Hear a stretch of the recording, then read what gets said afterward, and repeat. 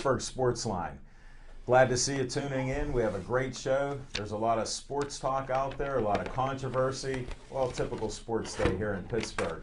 We start our first segment out here with what's on our mind, and we're going to change it up with what's in Mike's mind at the end. Big Mike is here again. Live? No, we're just talking. What's on my mind now? Yes. Okay, can I do a visual? No. Okay, I'm going to do a visual. We know you're not going to listen anyhow. Well, I can't do a visual. Yes. Okay, what is this? In any sport, specifically baseball, because that's what I talk about. What is this?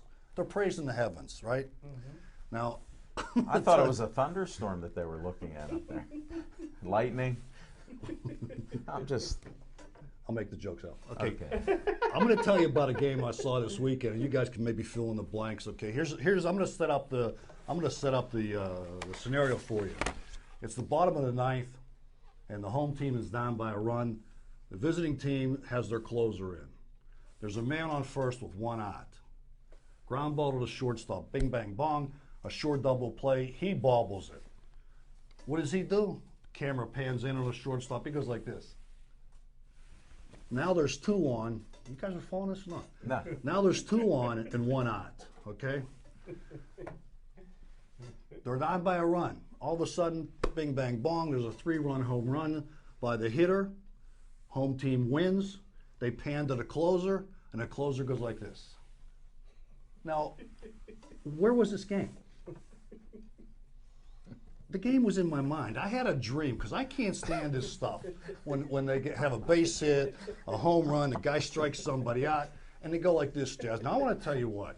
Guys, what's there, 800 Major League ball players? 800? 25 on a team times 30, 32 teams? They've expanded the teams at this time of year, so I'm we're, not going to argue with you. We're into 855 ball players currently, and I can assure you that not half of these guys know what God is, go to church, do any of this jazz, yet they're going like that. They even have little leaguers in the Williamsport World Series going like this. And it just irks me all to death. Now, I forgot where I was going with this, but this stuff is this is out of control. In other words, if you can do it when you get a base hit, you hit the HR, you strike out the guy, you should be asking for more help from the guy upstairs when you make a miscue, when you strike out, when you serve up a 3-run HR, and there you go, I'm on a roll. Let's move on. What's your point with all this? I don't like that stuff. I think it's stuff stupid because I just wanted to clarify. I don't believe those guys have an inkling of what is up there and what they're doing. It's all for the camera. It's like how much camera time do you need? I mean, I go home and when these things appear on YouTube, I watch them 5 or 6 times. I'm getting tired of myself. I've cut it down at least half. 3 times maybe. You still have 3 more minutes, Mike. I do. Yeah. Okay, we're going to move on. Thank you, Mike. That was a pleasure. I didn't know what was on your mind, but no, what's in my mind? That's the new segment with me. I tried to change it back. I didn't get any of this from Smoking. He's too busy getting next week's predictions.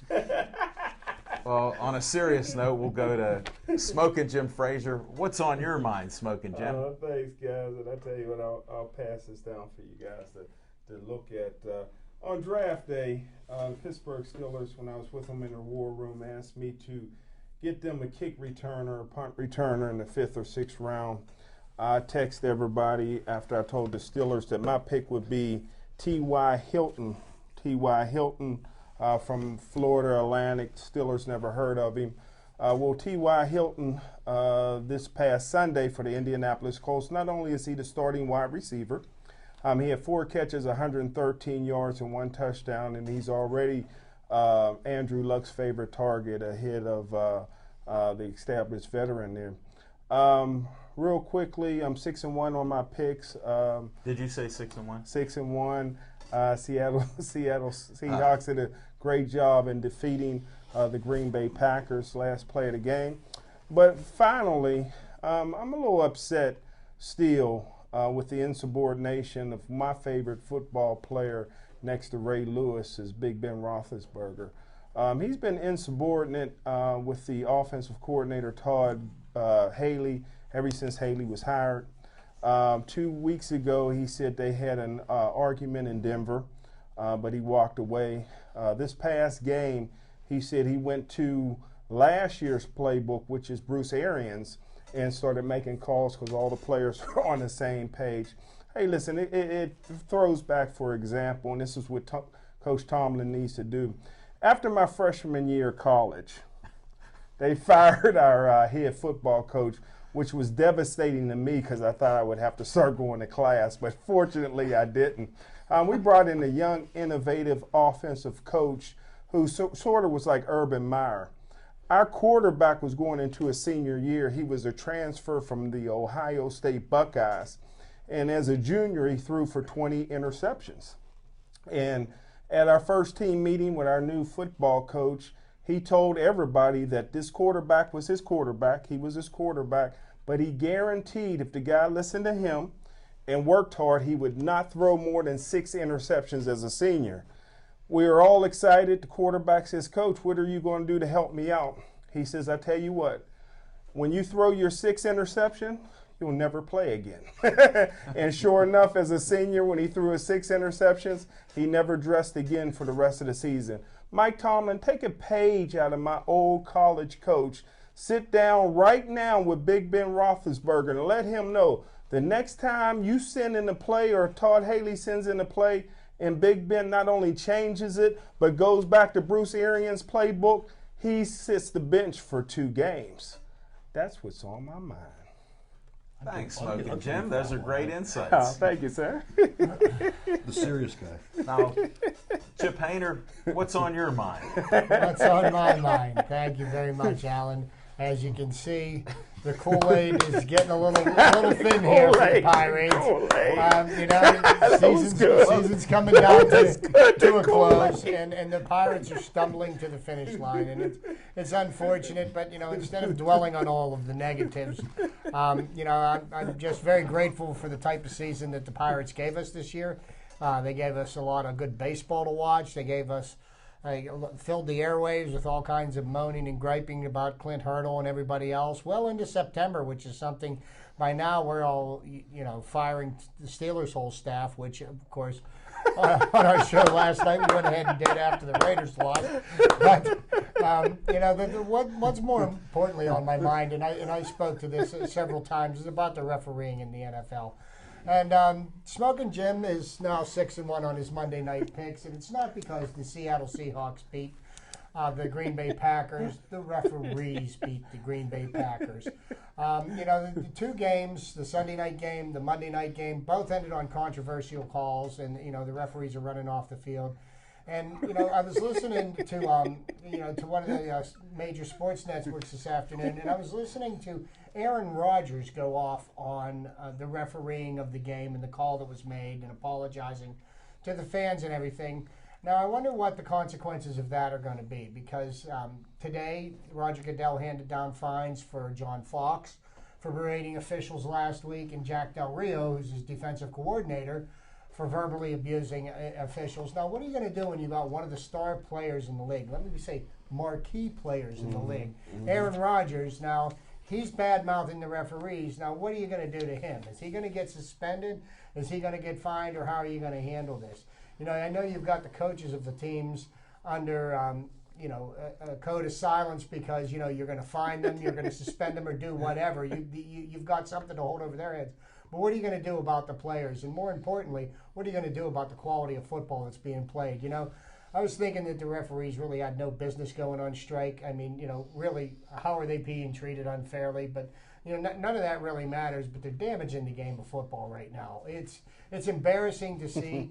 and for all the hundreds and millions and billions of dollars that are, spent and wagered on pro football, what do you think that one play did to the line in Vegas last night? Because the line was holding at 3.5 points, and the Packers were just sitting there and had the bet covered until the referees decided to take that game away from them. But something needs to be done to resolve this situation, because I shudder to think of how embarrassing next week's going to be.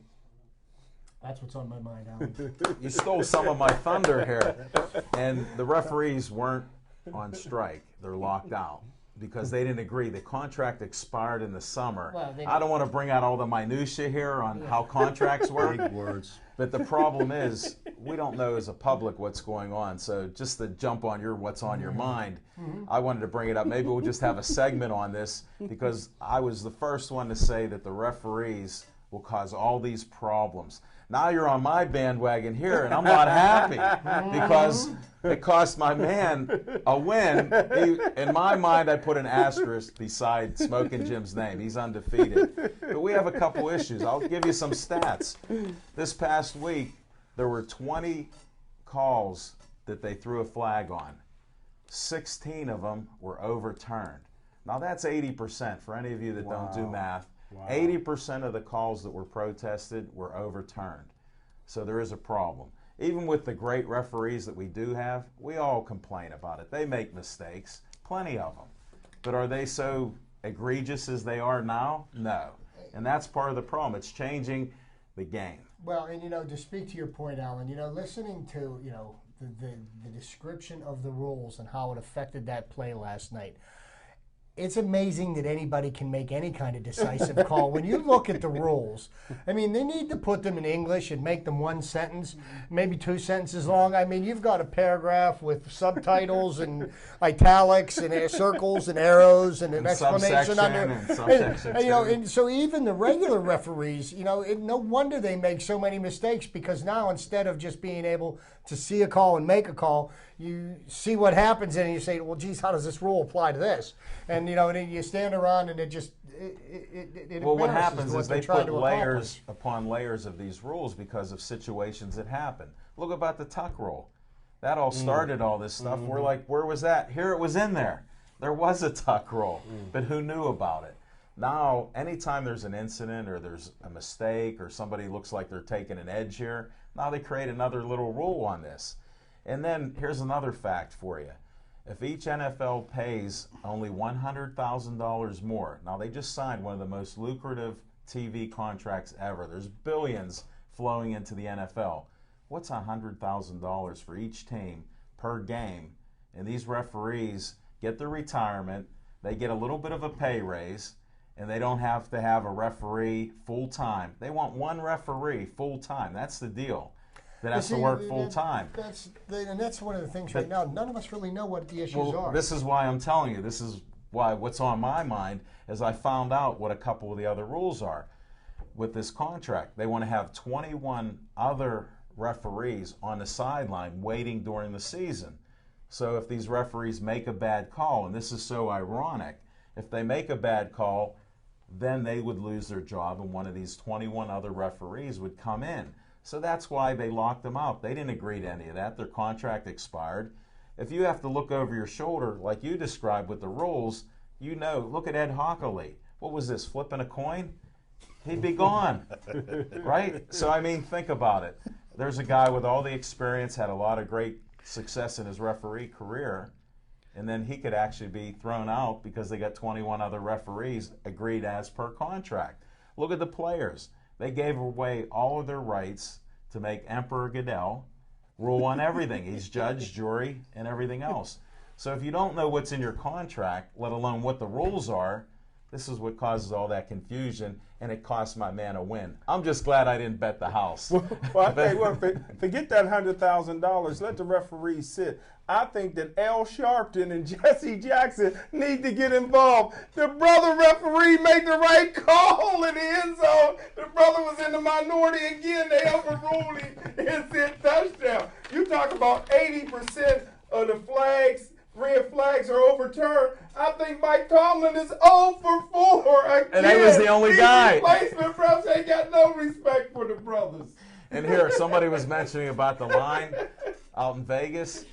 There was $150 million to $350 million turn of events. Wow. That was what was on the table. There's even rumors that there was up to $1 billion that changed from a loss to a win for the Hawks. You know how much that's a lot of cash. You know how much Dan Bryan could make it rain with that kind of money, man? It costs us a lot of money, man. That would cause a lot of rain. But I take a different what's your approach on that? First of all, I believe that players are a piece of meat. Who was the player that intercepted Jenkins? Yes. Right now, if I was coaching the Green Bay Packers, Jenkins would be cut. I would tell him to turn in his playbook. He wouldn't even be allowed back into Green Bay. Football 101 says one thing on a Hail Mary. You bat the football down. You bat it down. That's 101. That's how you coach. That's how you're taught. I'm like Jimmy Johnson. Doggone it. You fall asleep in my team meeting. You cut. You don't bat the ball down on the Hail Mary and cause me a win. Then I got to let you go. It's a whole different era. That's the problem. They're all about stats. They're all about those contracts. They got to catch the football on an interception. How many times do we see that each game? They don't play that way anymore. You know that. It's rare. All about stats, you're They right. want the stats. No, not the stats. It's the status they want. They want to be the guy on Sports Center, you know, on the lead. They want to hear Chris Berman do his highlight film. A little whoop. You mean this guy? You mean that guy? Oh, now you brought Big Mike back in. Oh, this is football. They don't do that. Oh, they do this in the shuffle and all that jazz. Okay, they do something. I'm telling you. But some other interesting things that are going on in the world of pro football. I hear Andy Reid is now backtracking because he's made the claim now that Michael Vick will continue to be his starting quarterback now. Mike Vick is just he's really laid an egg so far this year. He's thrown 3 touchdown passes. He's got 6 interceptions, and he's been hit more than anybody in the league. I don't see him making it past week 8 of this season. And you know, once again, Mike Vick, you know, he did this when he came out of Virginia Tech, and then you know he signed with the Falcons. He shows moments of brilliance, you know, and he gets everybody excited, and they throw $100 million at him. And he did that with Atlanta, and then he really was a very mediocre quarterback after he signed that contract.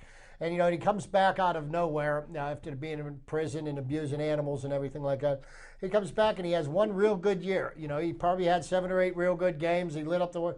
Here comes the Philadelphia Eagles writing that big check again, and he hasn't done a damn thing since. You know, I mean, I think he's the most overrated player in the NFL. You know, without exception. You know, pretty much, I think if the Philadelphia Eagles want to have a chance to win and win consistently in the future, they ought to be looking for his replacement now. I sure wasn't Kevin Cobb, but you know, they sent him to Arizona, and he won a game in relief. So yeah, maybe they need him. But I tell you one thing, unfortunately for the Pittsburgh Steelers, they did not get Philadelphia in these first 3 weeks, you know, because like Chip said, that Philadelphia had to be one of the worst teams in National Football League. They're probably the worst 2-1 football team out of the gate ever. And I tell you what, who knows, in the National Football League, it can all come together. Michael Vick only played a handful of plays in preseason. Pittsburgh's going on their bye week this week. Philadelphia could come together and start playing well and have some momentum coming into Heinz Field, which would be, you know, bad news for the Pittsburgh Steelers. Yeah, it could be very bad news for the Pittsburgh Steelers because, you know, I mean, Philadelphia, you know, I mean, you got LaShawn McCoy in the backfield. You've got Macklin. You've got Deshaun Jackson. I mean, they've got a lot of offensive weapons. Now, it seems to be that the Eagles have had more difficulty protecting Mike Vick than the Steelers do Ben Roethlisberger. If that trend continues and the Steelers are able to bang Vick around a little bit, the Steelers may have a chance. If they protect him, could be a long day. Well, they haven't proved that they can rush the passer that well this year. So, I mean, we have some issues there, like you guys have pointed out numerous times.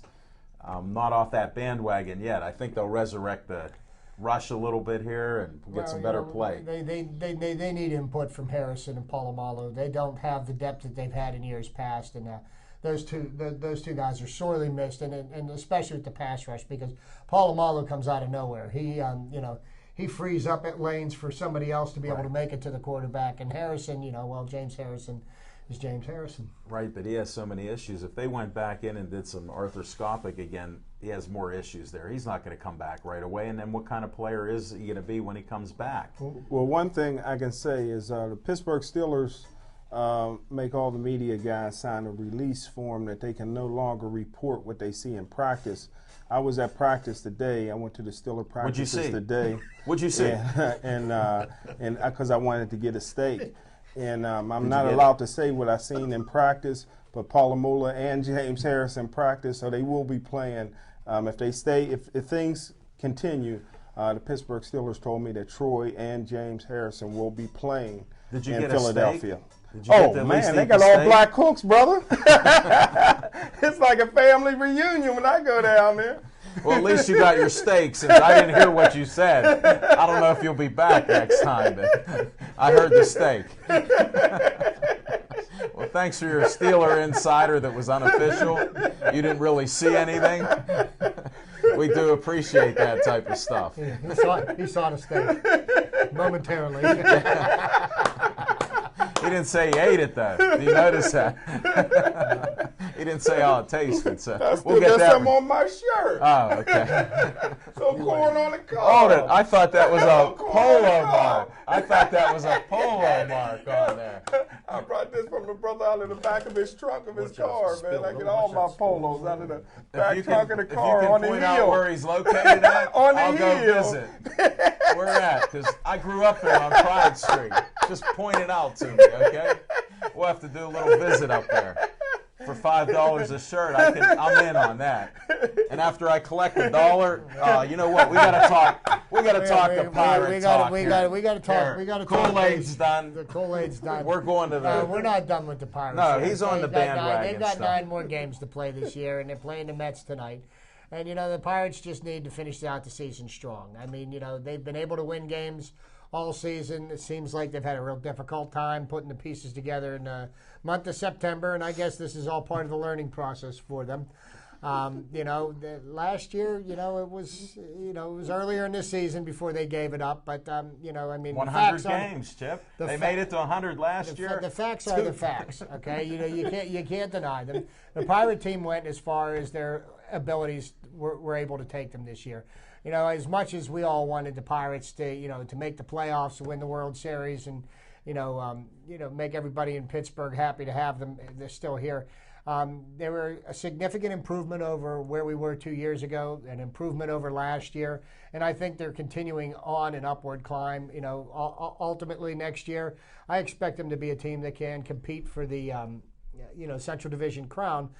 But the current team that they have right now, I don't think is going to be the one that's going to do that. They're going to have to sit down and do some soul searching, do some evaluating, and this is from the manager straight on down into the minor leagues and the way they're teaching these kids, because the kind of mistakes that continue to keep on happening are mistakes that you should not be making in the major league level. I mean, these are things that they're taught, in Little League, pony ball, maybe in high school baseball. But I mean, there's just so many of these mistakes that are happening, and these can't happen on the major league level. And you look at our record in September, and it's evidence that you can't do this. I mean, earlier in the year, we were playing sound fundamental baseball, and somehow we lost sight of that. And they need to find out, how to go about recapturing that and maintaining it for the season. Some of the players from this year's team have proven they're major league caliber players and can be the nucleus of a competitive team. There's other players that are going to be on the outside looking in next year, because changes are going to have to be made. I couldn't agree with you more. I was on that bandwagon for a while, and we had a little conversation last night that they had to win 7 out of 10 games to be over 500, have a winning record. Now they only have to win 7 out of 9. So as long as they got more than 7 games, there's hope. I'm not optimistic. I'm a Pirate fan, but they have to go further. They got to go to nutting here. And whatever his plan was, we had 2 years that they teased all of us. It was great to have half a season. It was great to have 2/3 of a season. I enjoyed it, and we still talk about Pirates being in contention because the NL, they agreed to put an extra wild card. Without that, we would have stopped, because I thought about what you were saying. Mm-hmm. We wouldn't have talked about them past the All-Star break if it weren't for the second wild card. And so I have to disagree there. I want to let you in on a little secret. Bob Nutting's plan is to try to figure out a way to make snow in June and July. So people can ski in Seven Springs in the summertime. That's what his plan is. Wait, how's that working out for him? Like the Pirates winning, know. right? I think he picked a bad time with the global warming and everything. I never knew what his first name was until just now. And by the way, I commend you on your eloquent, whatever that means, acceptance. I'm talking to him. The prognosticator on that awesome acceptance speech, or not acceptance, the concession speech. Yeah. It's what's on your mind. I mean, that was spoken. Yes, sir. I kudos. Well, Mike, you have to, as much as I like to wear the rose-colored glasses, and I always like to look at the glass being half full, the facts are the facts. You can't deny them, and as much as and I'm still holding on hope for him. I'm still. They got 7 games, or what they got 9 games left. I'm going to 3 of them. All right, I'm going Friday. I'm going Saturday. I'm going next. That's Wednesday, 3 wins. So there's 3 wins. So they only got 4 others. What's your record this year? On a games attended, 1 lost. Oh, I think. You stopped Probably. No, let me see. over I'm 500. I'm going to be at 17 games total, and they are probably 10-4. In the games that I went to this year. so far. I'm telling you guys, I feel because post old school, the first full season of Three Rivers, I went to 50. I think something in the 50s, and the Pirates won 48, including the Thursday night game that I went to in the World Series. Yeah, I was on an awesome streak. I mean, not me, them. Is that documented? I want to research that. Who was pitching? Yeah. Doc Ellis every game. On LSD. If it was the first World Series game played. Oh, you mean that night? Oh, I thought that you was said Bruce who's pitching the Keeson. games I went to. Yeah, Bruce Keeson was pitching. Did he start or did he relieve He that? started that game. But he relieved in game 2 and went 27 innings and impressed everybody and hit 27 guys. He was just a young kid then. Yeah. He was just a young sidearm. Did Milton pitcher. A have the big hit in that game? A pinch hit single, I think, something like that. No, I'll tell you what. Here's a good aside, because I do good asides. My buddy, my very best friend from when we were little kids, and his mother. The 3 of us went to the game, and we're in the stands. It had to be maybe the first inning, maybe just before. Over the loudspeaker came an announcement. Will the owner of a '69 Chevy Chevelle with a Pennsylvania license plate, blah blah blah, please return to your car. Your engine's running. Really? I mean, that's how much excitement was for a World Series game, the first night game ever. Guy left his car running in the parking lot. And this was your boyhood friend. Yeah, and his mom. Yeah, I'll tell you what. No, it wasn't him. Oh, that's what I thought. we were in attendance, and all of a sudden we hear this announcement over the loudspeaker. I mean, that's. I thought your aside was your buddy and his mother. It was their car. While we're on this, No, I went with while we're them. on the subject of baseball, one of the things that I was happy to see happen over the week, somebody stood up and showed that they were a real stand-up guy. Melky Cabrera, who's under suspension for 50 games for cheating. Performance-enhancing drugs. He was leading the National League in batting, and he had the minimum number of at-bats to qualify for the batting championship. Well, no, there was a technicality, Chip. He had 501, and they can give you 1 extra at bat without anything, but the team has to okay it, and they would have. So you're right there. The point is, he abdicated any rights he may Right. have to the batting crown, and he feels that the batting title should be won on the field by the players that are still in the game that aren't cheating, or at least haven't been caught yet. And so there'll be an interesting race for the batting title as we get down to the season. Andrew McCutchen's still leading. Buster Posey's nibbling at his heels right now, the catcher for the San Francisco Giants, and that's a little aside of another positive thing to think about when we're looking at the Pirates. I don't look at the fact that in July he was batting .370 and now he's batting .336. Hey, he's got a chance to win a batting crown. It can still be done. What's the proximity of Posey to McCutchen? I believe one was batting .336, the other one was like .331 or .330. I mean, they're within 5 or 6 of one another. I'm gonna, I told you guys about these big words, so I'm going to use one for tonight. It's still in the A's because I haven't got to the B's yet, as you pointed out. That was earlier we talked. I'm going to abdicate next week, kids. I'm not going to be here. Going to the Yankee-Boston Red Sox game, so I'm abdicating just for 1 week. Okay, back. Abdicate. That's Maybe you might be have the pleasure of watching abdicate. one of Bobby Valentine's last game as manager of the Red Sox. I'll be honest with you. I think the Bobby Valentine experiment in Boston should be over in about a week.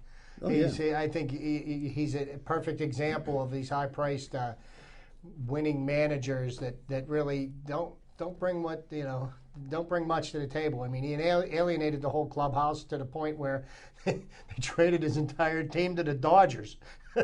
Ozzie Guillen's on his way out as well. Yeah, Well, another high-priced manager, and he's lost the team Mismanager. in Miami. Yep, You for know? sure. He lost it with Fidel Castro. Yeah, he did. He got the whole community in uproar there. He didn't he's- realize that he's you the can't guy- say he's a hero. No, he's the guy that always says, fire me, fire me, fire me. Well, They will. absolutely.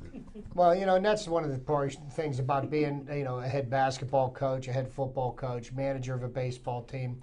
In the NHL, it happens a lot more frequently. But you're hired to be fired. I mean, no, there is no such thing as job security as a head coach, and Joe Paterno was proof of that. Finally. It took a while. It took criminal investigations. It took criminal acts He and was all going that out stuff. on his own terms. Yeah. That was his thing. Absolutely. And it would have been very nice if it would have worked out that way. And an unfortunate series of events happened, and the rest Killed is him, history. more or less, man. I don't know how you die within 4 months. Well, I guess. What was Well, it, lung cancer? guys that do that coach for their entire lives, it's usually right shortly after they quit coaching, they pass away because that was their life. That was, the reason why they got up in the morning, the reason why they went to bed at night. And that's Two gone. great examples of that. Everybody knows about Bear Bryant with Yep. Alabama, but an example close to Joe Paterno is his brother was the longtime TV announcer for Penn State football games. Was his name And- George? Yeah, George Paterno. And George Paterno retired at 73 years old, and within 6 months he was dead. So Joe Paterno, I think, realized that, hey, this was what was keeping him alive. you know? That's a true story. Because sometimes you have a punchline, but that's okay. I'm asking. no. Oh yeah, Okay, yeah, I'm- yes, sir. I'm- Yes, sir. That's what I True was story. waiting for, okay. Speaking of true stories, I'm watching the Steeler game. And Big Mike, you got to listen up on this one. This is going to tie in with what you talk about. But I'm listening to the Steeler game, and I couldn't believe what I heard because there's a baseball player from the past, but they're talking about John Madden, Okay. and they go, "What a legend he is! He's like the Babe Ruth of football." How about that? Wait, You guys missed that. I can't go with Babe Ruth until Whoa. I hear Wow. Tim Tebow, Babe Ruth. This, all you kiddies out there, is an actual contract that Babe Ruth, not contract, he took out an insurance policy on himself with the Hartford agency. This is back, and can you read the date? I don't know when that is. What year was that? Can I read? He You're went a to college college. graduate? Yeah. He went to college. Okay, well, somewhere back in Babe Ruth's era, it cost weekly indemnity, whatever that word is, $200 a week. He was taking out a policy, it's called loss of time. In other words, if he ate too many hot dogs, had too many of this, did a little bit of that, and lost playing time, there was actually an insurance policy covered by Hartford, the Hartford agency that pretty much is still around today, that covered the Yankees. They gave the money to the Yankees to cover the contract of Babe Ruth. Babe Ruth. Where did you find that? I Big got Mike? this in Houston, Texas, from an awesome family by the name of Grind, who was a very good. They were actually a customer and partner of a business that I was in. Just an awesome family. They're very prominent in Houston in an industry, and we went to a silent auction, more or less, and they knew I wanted this, and they went out and got it for me. And I'd like to say I know how much it costs, how much it's worth, but it doesn't matter how much it costs. They got it for me as a gift, and what it's worth is what it's worth to me. It doesn't matter how much it costs. I mean, how much it's worth, like the autographed baseballs and all that jazz. It's meaningful to me from where it came from and the fact that I have it. Wow. And it's going to be, say, buried with me and all my Sinatra stuff in my Roush Mustang, because that's my coffin with all my stuff. We'll try to save that for another show because that's a little too deep for me there, Big Mike. To touch on the thing about the Steeler game and talking about John segue Madden that and was. being so legendary. John Madden is, I think, really more famous for being an announcer and a purveyor of a video game than he was as a head coach. He was a good head coach, but the thing I think takes him out of the running for great all-time head coaches. He didn't do it long enough. He gave it up real early, didn't stand the test of time. You know, you want to talk about coaches that stood the test of time. You got Tom Landry, Don Shula, Chuck Noll. You know, these guys did this for decades and have, you know, have a track record. You know, we've even talked about the Chin.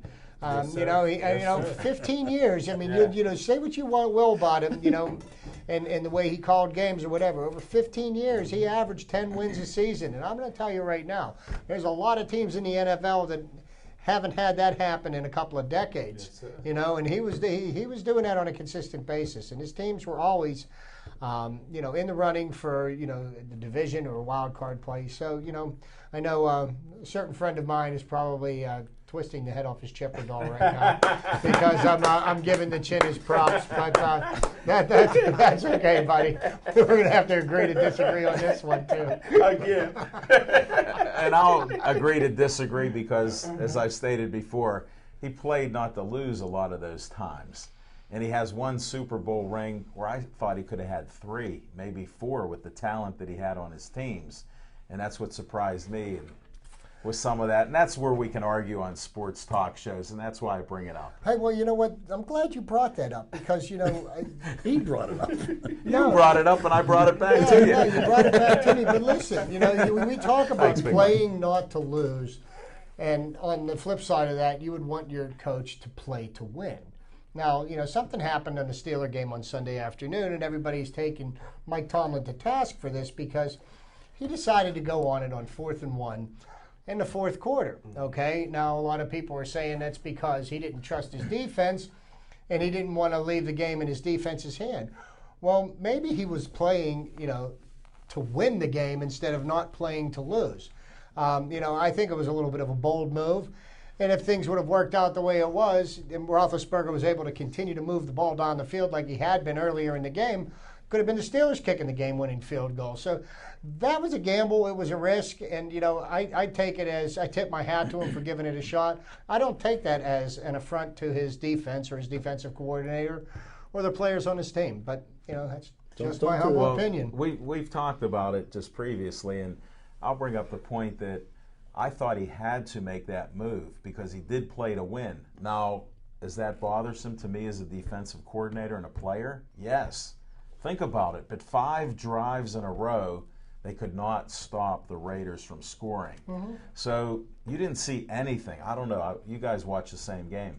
Did it look like the Steeler D could even hold them anymore? Well, here's the I only mean, part. I know you got insights and you disagree, so go ahead, lay it out. Well, here's the problem that I have. And, you know, I have a lot of problems, even though Mike Tomlin, I consider him a friend. We did a lot of things last year. We went out with Raheem Morris, the Tampa Bay coach. He came here, and I thought Tampa Bay did a great job of firing him after 5 minutes with Raheem. Did you have steak when you went out to eat with those guys? Because that might be the last time again. It was chicken. You're burning bridges on the hill. We were with one of the greatest boxers of all time, Roy Jones Jr. Wow. Roy Jones Jr. owns 5,000 chickens on his farm and was big on cockfighting. So we had wings. And who won the fight? Since we're talking about it, who won the fight? Can you reveal that since you got inside scoops? But here's the only problem that I have with that scenario. The Steelers were up 10 points going into the fourth quarter, and granted, the defense wasn't playing very well. But my problem is this. The offense didn't score 1 point in the fourth quarter. 13-0. The offense didn't score 1 point in the fourth quarter, but now you're going to turn all your attention on the defense. Nobody lambases that offense. Nobody's calling it, you know, what it is. Willie Colon is the worst guard I've ever seen in my life. Amen. Willie Colon, I see it when he got drafted from Hofstra. He should be a security guard in the Bronx for the Yankee games. He should have no business. He should be wearing a yellow jacket at the Steeler games instead of playing. He's just a bully out there. You know, he's a horrible guard. He was a mediocre tackle, but he's not an offensive guard. Worst pulling guard I've ever seen in my life wearing a Steeler uniform. Nobody's talking about the offense. They're talking about the running backs only averaging 1 yard a carry. There's no holes. If you take Big Ben out of that offense with his ability to escape and improvise, you will have nothing. The offense lost that football game. The defense is not that good. They're going to be horrible all year long. Any team that goes to a no-huddle offense, which the Baltimore Ravens turned their offense into a no-huddle offense this year just because they could beat the Pittsburgh Steelers with that, and they're going to run into problems all season long. I think there's a common denominator between the Steelers and the Panthers, and that's the if you guys mentioned the coaches' lack of confidence in the defense. Don't they both play at, what do you call it, Heinz Field? Think about it. Where do they practice too? The whole 9 yards. Southside. The whole 9 yards. Now, since I got that football thing out of the way, I want to go back into football. Whoa. Chip, earlier you were talking about Michael Vick. He's a, what do you call it, a scrambling quarterback? Mm-hmm. And he had that one, whatever you call it, good season. Two points I want to make is, one is when I wonder if ball teams, be it baseball or football, will sign a player that had that one good year out of fear. Meaning, if the team re-signs him because of that one good year, fearful he's going to go somewhere else and duplicate it, or if another team gives him that big buck out of fear that, well, if I don't do it, somebody else is going to do it. But that's just a thought. Anyway, going back to it's what's in my head, I'm glad it come out. It took me a while. How much time do I left? 6 seconds. Help me. Okay, Babe Ruth. Help me with the last, I think, totally successful scrambling quarterback over a career might have been, and I saw him play it at Forbes Field, was Fran Tarkenton. Yeah. Because With the Giants, with the New York Giants. I don't know. He played with the Giants. He started with. What about Steve Young? He became more of a pocket passer. I mean, nobody but Tarkenton, in my recollection, he remained a scrambler almost till the day he became, done. Bob Greasy was a scrambler. Roger the Staubach was a scrambler. Well, yeah, and Staubach became a pocket passer. But what I'm saying is, these guys that started out that way, they're not going to be successful that way. They're going to have to be a throwing quarterback. Ever since Bobby Lane, Sammy Baugh, slinging, they started throwing the ball down the field. Man, there's the what do you call it? The four horsemen of Notre Dame. That stuff doesn't exist. Did you see them play at Forbes Field?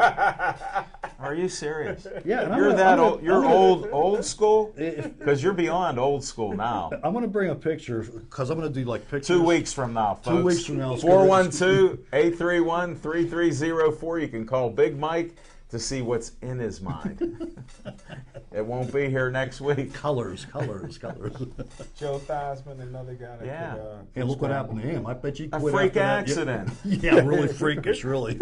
Lawrence Taylor. Yeah, it was. He wanted to kill, and then he wanted to eat that. Hey, that's another good point. You guys we have a tendency to talk about the bounty system, or the bounty with the what do you call it, the Saints? The Saints. Mm-hmm. There has to be more than just. I mean, the Saints could not have been the only team. They weren't the first team, and they weren't the only team to do it. They're the first one to get caught. Right. Okay, because that's just like all the stories about teams that that juiced and players that juiced. The ones that get caught aren't always the first ones that did it. Never. Some people did it better than others. I guess there's an art to cheating as well, but. Well, sure there is. You got to have Belco. You got to have vitamins that you get on trays in the training room, and you got to cut your sleeves up, and you do things like that. And guys are in fights all the time. So there's certain things. Those vitamins they create little high-strung players. Okay, and then while we're on another subject, is there anything to report on the Pittsburgh Penguins? No season. NBA. Remember who said it here first? NBA the season. The NBA will never float in Pittsburgh. No, I mean, we like the NBA. We already tried that here. We already tried ABA. But I mean a season like the NBA. We've already had two professional basketball teams failed. Oh, ABA. Condors and the Condors and the Pipers, and they both failed miserably. Even Dr. J, even the fish that saved Pittsburgh, couldn't save basketball in Pittsburgh. That was what's her name with the girl? You're an actor. Come Fisher. on now. No, not Fisher. What's the girl's name? The good-looking girl who has the white hair now. She was in at the fish named Wanda. What was her name? Call in 412-831-3303. There you go. Yeah. But one thing Big Mike did say, hey, Just one. if Connie Hawkins couldn't make it with the ABA here in Pittsburgh, you're not like Chip said, you're not going to have success with the NBA team. Yeah, and I mean, you look when they got the NCAA tournament here. As much as they say, the tickets were sold out.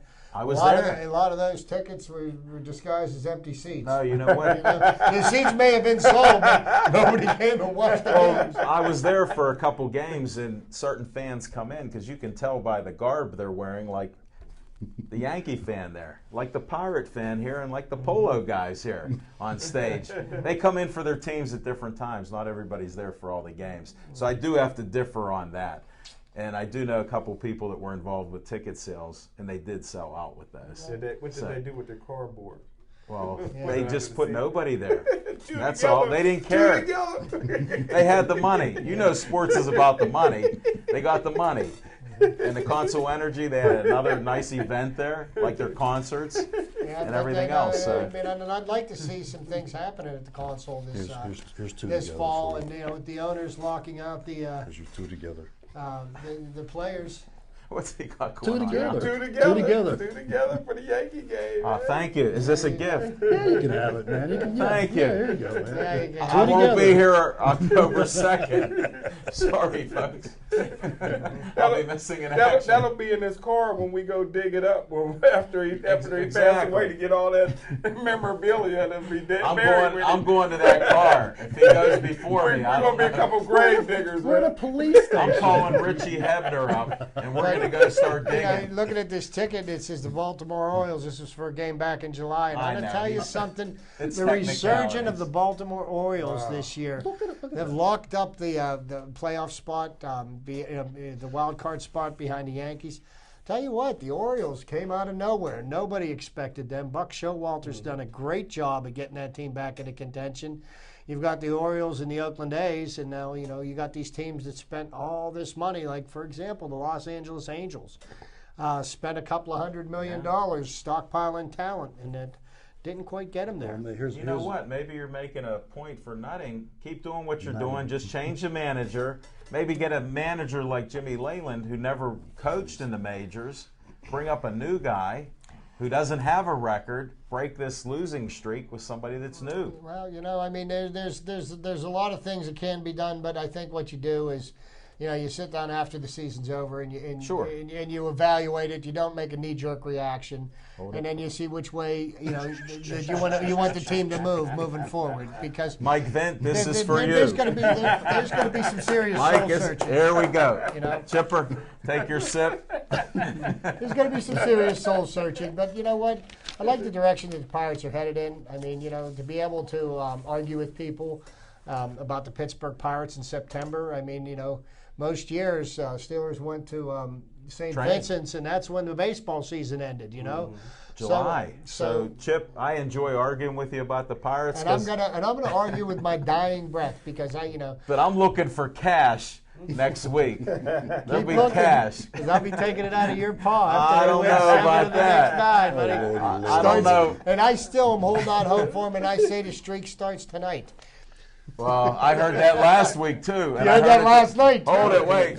You heard that last night. Anybody want more? Yeah, please. Mike Vint, there's some Kool-Aid for you. I have. Chip Jacket all. I'm take sorry. Come back next week when we get $1 here. I want to take a page out of Chip Hayner's playbook, if you don't mind. I want to be a prognosticator. I want to be a predictor.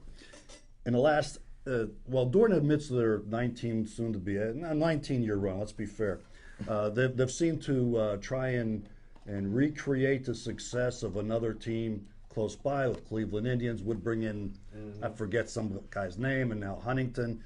I predict now, because of what you mentioned a moment ago about the Baltimore Orioles, we will see an influx of Baltimore Orioles ticket sellers and vendors and so on here in Pittsburgh, because that's going to be the new deal for the Pirates. And while I'm saying the new deal on the Pirates, I want to read this to you because I let this go last week, but I wanted to bring this to our attention now because this is what happened. Well, there was a shortstop by the name of Yunel Escobar that was suspended 3 games by Major League Baseball and the Blue Jays for making a slur. And I want to read to you 3 quotes. There are 2 quotes that he said. after he got busted for wearing the eye black that was a slur on it was a gay. It was an anti-gay. I didn't know if we could say that. Slur. That's what it Well, was. I Okay. mean, He wasn't happy you know, about but things. we're not going to repeat that. But I Well, I mean, don't even know what it was. disparaging to Yeah, you know, and here's I mean, these guys are out of control. We talked about it last week. These guys just don't sit in our seats and wear our shoes. This is what Escobar said. It was not intended to come across as offensive. I like to apologize. It's not something I intended to be offensive. It was nothing intentional. You know, come on, guys. You put some eye black on, and it says something. Eye black is usually just a shoe polish smear, more or less. Well, if it's carved out in your face saying "Hi, Mike," or well, no, something what like that. the eye black they use now, it's tape. It's like a Band-Aid. They, Well, yeah, they I'm put it hip. on, but I I'm mean, not that he old had it school. pre-printed Yeah, out. this is new So school. it was deliberate. New school. Oh, sure it was. No more shoe polish. No more shoe polish. Yeah, they don't use it. They found out it causes other problems. Plus, that's like clear. It used to be the clear that they were putting on. They found that's how they hid the clear. But what did he put? What did he say? Some happy type of statement. I don't It know was what anti-gay.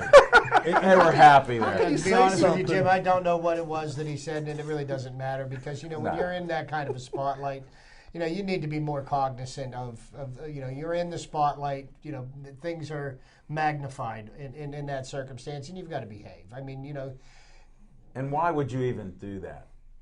It was in another language, though, so he probably Yeah, but, figured nobody hey, could read Smoke it. it. Let me Some tell- let me- people let me- can let me- speak and read more languages than us. Yeah, And Our guess what? Pittsburghese played is it bad. on There's more- ESPN Deportes. And there's more Latinos in baseball than there is any other ethnic heritage. So it came across the more the again 855 guys. I'd say a good 200. It went up plus. 5 guys in the last They 25 minutes. Pirates brought up somebody for tonight's game. Or there's also a flip side of that. Maybe he was mad at his boyfriend. Oh, ouch. We Wait, better wait, wait, change wait, this. wait. Hold on a second. You guys are getting locker room humor here. Who was his boyfriend, the former owner of the I knew Pirates? that was going there.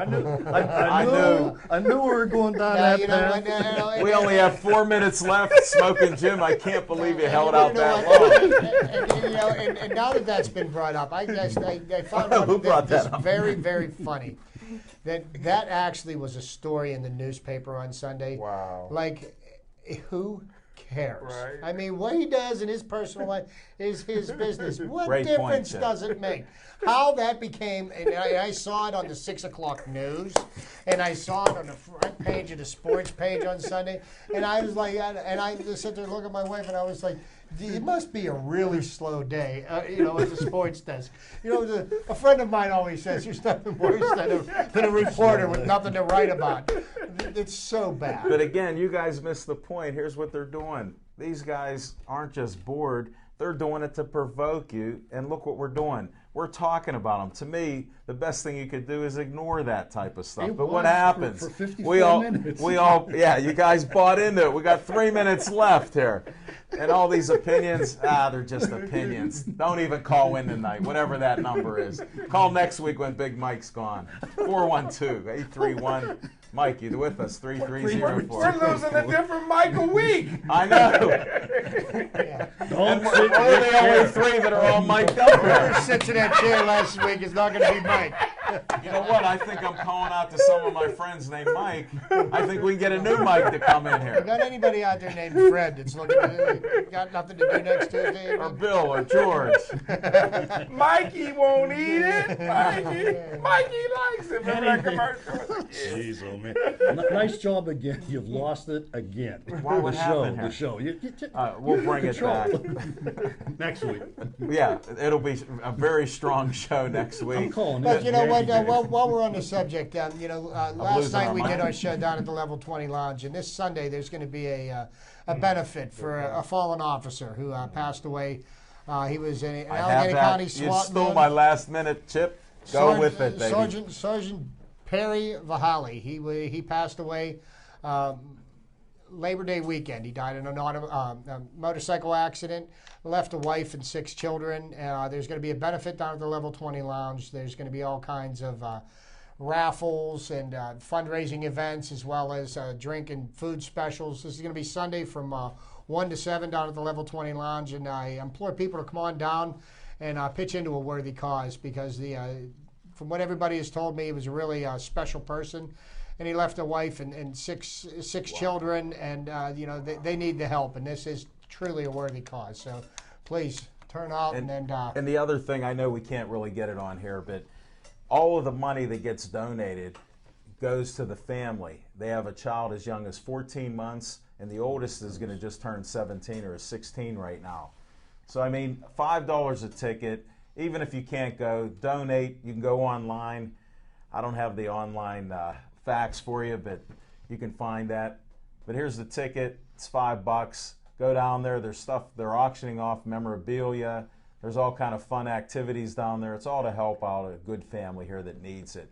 And that's what we do around here. And we're all about this fundraising and just try to help them out. He was a great guy, and it's a shame that that happened there. So again, thanks to Officer Drew, Officer Tim, and Rich Griffith, the president of the society there. You know, we appreciate all the good work you do and the time that you donate. And speaking of time, folks, we had a great show. We had Big Mike with What's in Your Mind. We had Smoking Jim Frazier, who held out to the last 3-4 minutes. We won't talk about that. And Chip, the Prophet Hayner. Baseball is his passion right now, but he's also a great prognosticator of football. And you have Al Levine, the talking machine. We appreciate you watching our show. We appreciate the input that you give us and some of the suggestions. And we'll see you next week without Big Mike.